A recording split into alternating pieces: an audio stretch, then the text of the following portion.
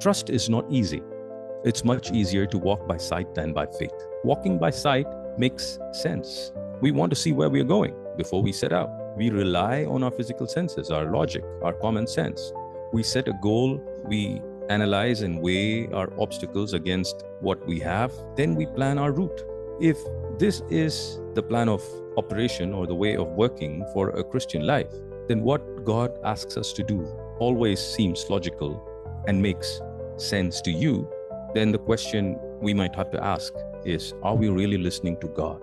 If we only depend on logic and what makes sense to us, we may not be listening to God after all. And so, as Mark Batterson wrote in one of his books, faith is not logical, but it's not illogical either. Faith is theological. It just adds God into the equation. And that's a beautiful way to think about it. Faith is not logical, but it's not illogical either. Faith is theological because it adds God into the equations of our life.